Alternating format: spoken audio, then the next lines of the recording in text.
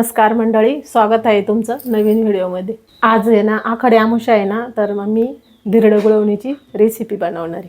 आम्ही ना आषाढ तळीतोय, आखाडामध्ये ना आषाढी अमावस्या आहे ना तळीतो, मग त्यासाठी ना आम्ही धिरड गुळवणी बनवणार आहे। काही काही भागात नाही बनवती, पण मग आमच्याकडे आहे ना ती रीत आहे। आम्ही 2 ते 3 वेळेस आखाडामध्ये जवळजवळ धिरडे गुळवणी हे करीत राहतो, तळीतो आखाड 3 वेळेस। आणि मग आता शेवट अमावस्या आहे ना, त्याच्यामुळं आम्ही धिरडे गुळवणी भजे आणि मिरच्या तळणारे। तर मी इथं आता धिरड्यासाठी 2 वाट्या ज्वारीचं पीठ घेतलं आणि 1 वाटी गव्हाचं पीठ घेतलं आणि त्याच्यामध्ये चवीनुसार मीठ घालून घेऊ।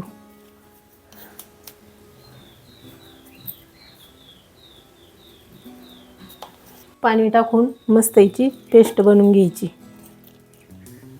अशी पेस्ट बनवून घ्यायची त्याची। आता धिरड्यांसाठी मी इथं या पीठ काढून घेतलंय, अशी पेस्ट करून घेतली त्याची एकदम अशी मापात, अशी पेस्ट करायची आणि त्याची अशी गोळ्या हाताने चांगलं ते याने चांगलं हे नाही होत, मग अशी हाताने चांगली गोळ्या फोडून घ्यायच्या त्याच्यावर, चांगली एकदम पेस्ट बनवून घ्यायची। आणि आता हे धिरडे करायला पीठ रेडी झाले। थोडा वेळ भिजत ठेवायचं, हां असंच थोडं 5-10 मिनटं भिजून द्यायचं आणि करायचे लगेच। इथे हे पीठ भिजून ठेवलं आहे आणि आता मी गुळवणी करून घेणार, गुळाचं गुळवणी करून घ्यायचं आणि त्याच्यात दूध टाकायचं, गुळवणी उकळून घ्यायचं आणि त्याच्यात दूध, सूट, वेलची टाकायचं गुळवणीमध्ये, ते गुळवणी बनवून घेते। आता इथं पाणी गरम करून घ्यायचं आणि त्याच्यात गुळ हां, आणि त्यालाच गुळवणी म्हणतो, गुळवणी पाणी उकळून घ्यायचं आणि नंतर त्याच्यात दूध टाकायचं, सूट, वेलची टाकायची। मी 1 वाटी गुळ घेतला आहे, तुम्हाला जसं गुळवणीचं प्रमाण करायचं तसं गुळ टाकायचं। आता इथं आपलं हे गुळवणी झालं आहे गुळाचं, हे बघा उकळलं आहे। आता हे गुळवणी झालं आहे।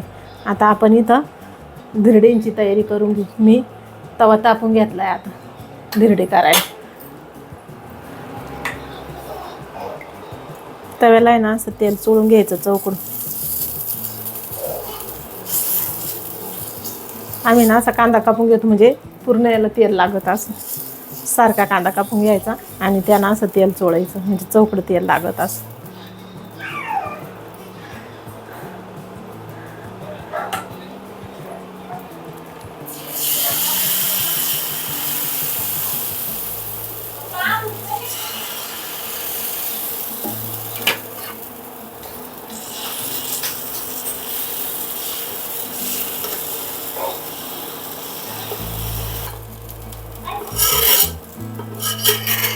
असं हे बघा एकदम आपला जसा डोसा राहतो तसंच झालंय। आणि त्याच्यावर थोडं असं तेल सोडून घ्यायचं असं।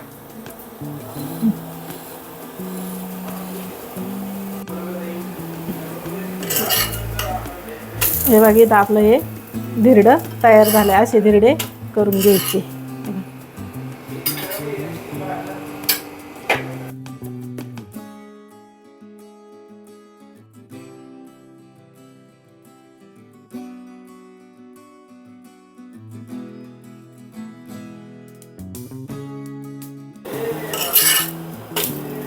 धिरडे छान येऊ राहिले।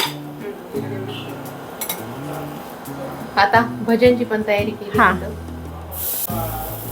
मी हे दोन्ही पण संगच करणार, 2 शेगड्या आमच्याकडे, एकीकडे धिरडे पण एकीकडे तळणार पण, म्हणजे संगच होऊन जाईल सगळं गरम गरम। हे गरम गरम खायला भारी वाटत, धिरडे गरमच, हां गरमच लागत हे सगळं, त्याच्यामुळं मग टेस्ट भारी येते। आता इथं आपलं तेल तापलं आहे, आता मी ह्या मिरच्या तळून घेणार।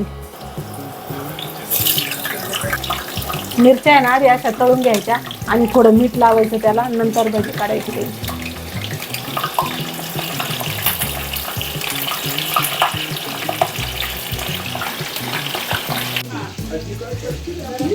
आणि बघायला प्रेक्षक वर्ग एकदम तयार आहे। आजी काय करते? हां भजी कसे खायचे आणि टेस्ट करणार आहे, टेस्ट अगो बाई, टेस्ट करायचं का? थांब तुला धिरडं देऊन पाहते. धिरडं काय तिखट वगैरे नसतं, मीठच असतं. दर कसं आहे दादू? छान छान आहे. असं कर, इकडं पाय.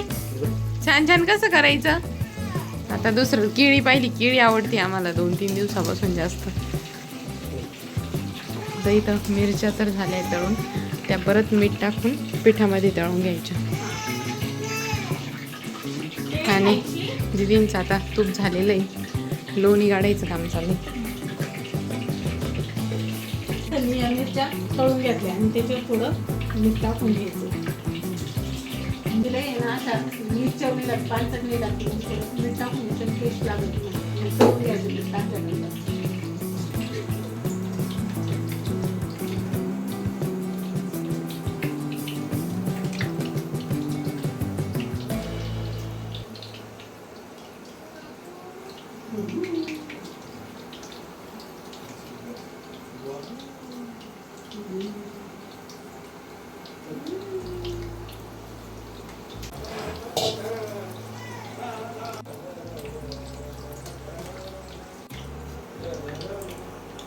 मिरच्या तळायच्या झाल्या आपल्या.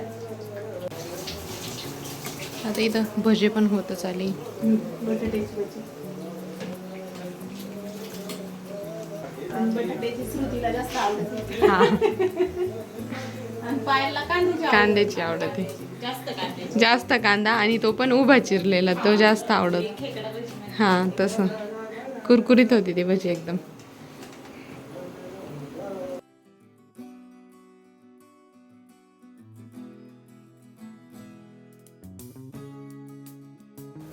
आता आपली इथं आषाढी अमावस्या स्पेशल थाळी तयार झाली.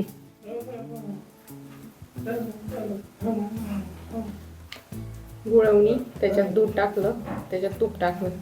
हे भजे मिरचीचे, हे धिरडे, आणि हे बटाट्याची भजी. हां एकदम बेस्ट कॉम्बिनेशन. हां, करून पा, खाऊन पा, कसं झालं मला कमेंटद्वारे कळवा. आणि हे का बरं करतात धिरडे आणि गुळवणीच का बरं करतात?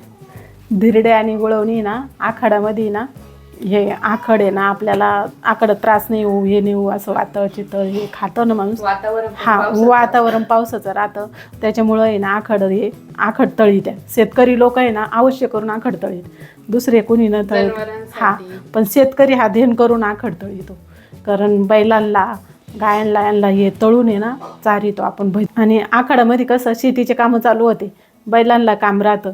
मग शेतकरी लोक काय करायचे, बैलांचं काम चालू झालं का त्यांना हे आखड तळायचा, धिरडे चारायचे. पहिले शूट आधी बैलांना चारायचे, कारण त्यांचे कामं चालू होते शेतकऱ्यांची, आणि बैलांना पण कामं राहते. मग पहिला आधी नैवेद्य आखड ते धिरडे तळून नैवेद्य बैलांना द्यायचा.